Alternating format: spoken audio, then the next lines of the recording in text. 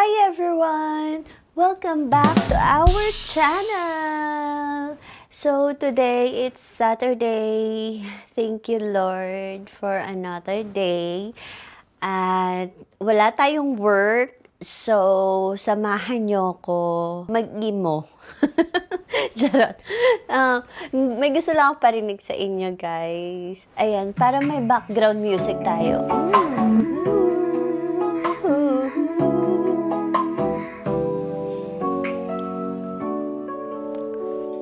Imo-imo tayo. Si love, ito ang buhay namin. Dito sa Japan, sa Diyos kami nagpapasalamat.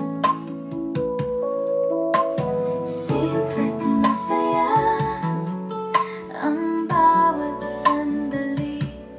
Tara na, samahan niyo kami. Ganong effect. Nag-aano tayo ngayon? Music video naman ang atake ng lola nyo.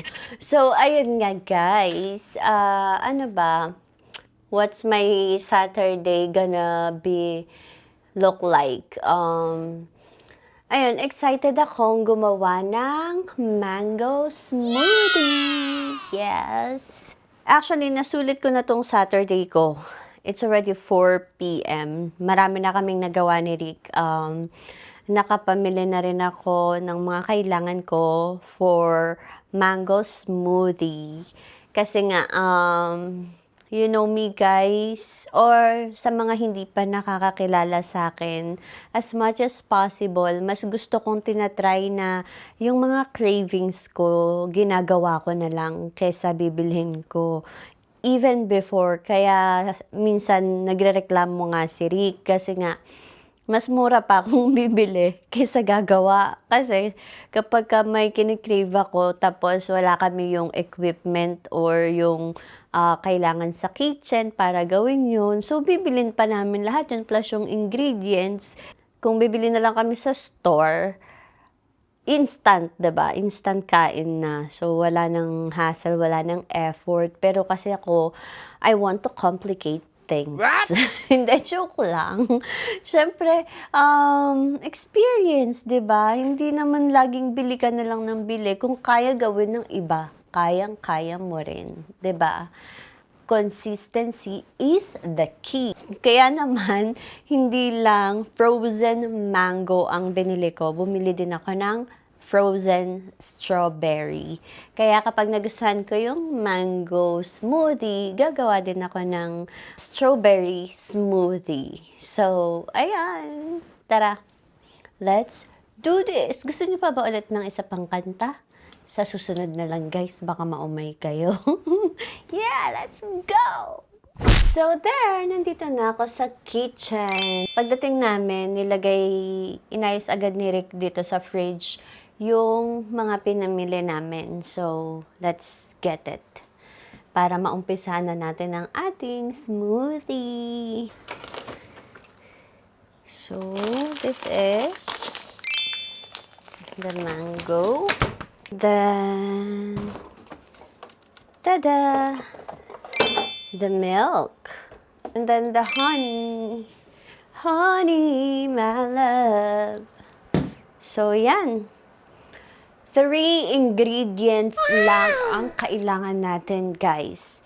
Tapos, kung bibili ka sa labas, magkano yun? So, yan. Gawa na lang tayo.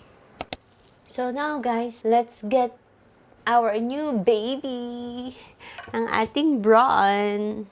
So, ito ang gagamitin natin. Actually, guys, kahit yung old brawn namin, hindi ko pa yun nagagamit.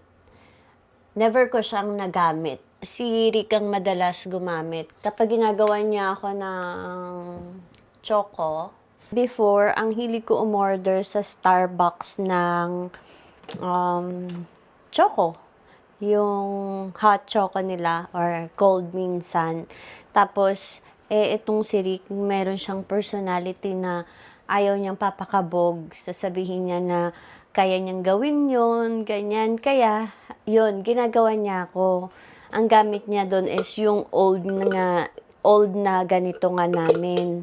Which is kalasa naman. Kaya yun, simula nun, hindi na ako nag-i-Starbucks, hindi na ako bumibili nung choco na yun. Ano pa yung tawag doon? Hindi yun choco frap eh. Baka choco frap yun. Diba? Hindi talaga ako nag-i-Starbucks. Nito lang nung kasama ko si Ate Joy. Yun, nanlibre siya ng Starbucks. Pero kung ako lang tsaka si Rick, hindi kami nag-i-Starbucks. Wait lang guys ha, kasi hindi ko alam paano gumawa. Search ko lang kung paano siya gawin. Mango smoothie. Mabilis lang to. Wait a minute. So, habang hindi ko pa nasa-search yung step-by-step process niya, assemblein muna natin tong hand blender. Ba tawag dito? Hindi ko alam. Tong active blade.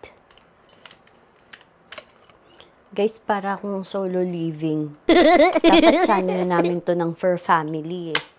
Kaya lang si Rick busy lagi. Ayan. Try natin. Diba? Ako talaga ang unang gagamit. Nakaano pa siya. Kailangan pala bago yung prawn para ako yung gagamit. Hindi si Rick. So, saksak muna natin siya. Okay. Guys, may papusod tayo today. Naka-crop top ako. Pumapayat na ba ako? Kasi minsan din ako nagdi-dinner. So, wait lang. Paano ba to gawin? Ayan. Ito. Look closely. Ito yung pindutan niya. Tapos, tadang! Tadang! Grabe, makontrol ko kaya to. Dapat dahan-dahan lang. Wala siyang option or hindi siya na-a-adjust ng bilis. Ayun. Kailangan magaling ka magpindot-pindot.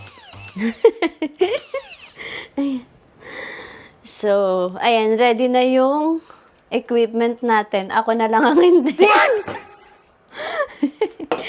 Ano ba itong pinagagagawa ko for the vlog? Kaya sa mga hindi pa nakasubscribe dyan, guys, support nyo na si Love in Japan.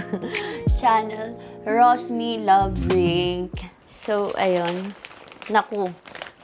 Ang bilis na parang hindi na siya frozen mango. Kaya kailangan ko ng bilisan.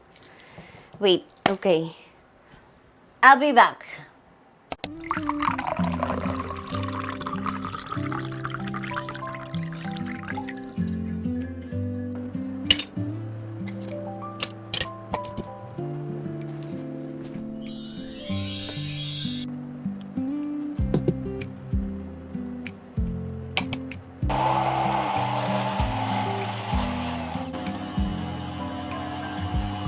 So, ganun lang kabilis, guys. Ganun lang kadali.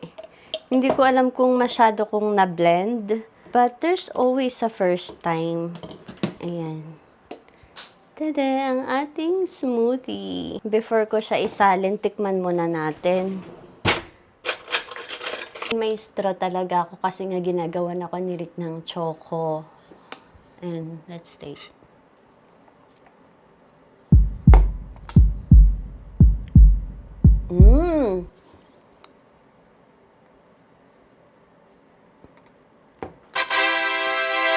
Oh my God.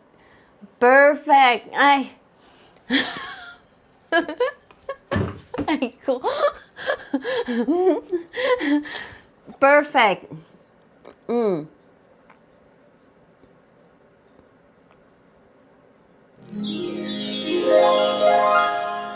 Perfect.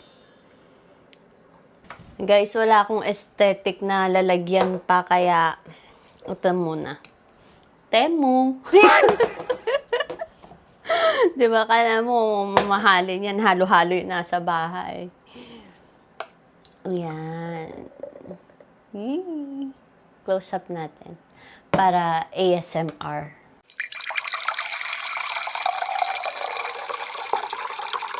Ay, nako. Nakaka-proud.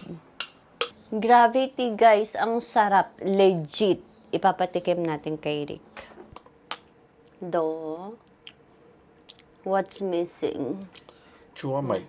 Two amay? For me. Two amay for you. I prefer more natural without milk. Ang pangit mag-review ni Rick. Nakakaloka. Pinaghirapan ko. Masyado daw matamis. Pero guys, si Rick kasi, budburan mo na yung bibig niya ng maraming asin tsaka ng vinegar. Yan yung mga type ni Rick. Ayaw niya ng mga matamis, ganyan. Pero, honestly, as in, nagsasabi ako ng totoo. Please, maniwala kayo. Ang sarap. Hindi ako OA, hindi ako exage, pero sobrang perfect. Dapat to may ice pa. So, lagyan natin ng ice para mas malamig. Tapos, sakitan tayo ng lalamunan. Oh, hindi ako na-disappoint. Guys, totoo ko kapag hindi ko gusto, kapag nasarapan ako, sinasabi ko, alam yan ng mga nakakakilala sa akin. Pag ayaw ko, pag di masarap, hindi. Kasi nga weirdo yung panlasa ko. Kaya pag sinabi ko masarap, legit masarap. Hindi na sayang yung effort ko. Thank you, Lord. Pero,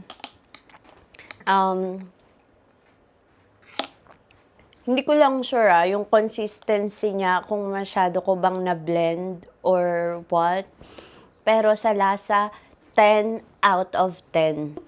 Ayun lang for today's smoothie. I'm so proud. Another skills unlocked. My very first smoothie. Yay! Ang dami kong first ngayong 2026 at kasama ko kayo doon, guys. Malay nyo, pag pro na ako, simula sa pagsisimula ko hanggang sa ang galing-galing ko na, edi wow!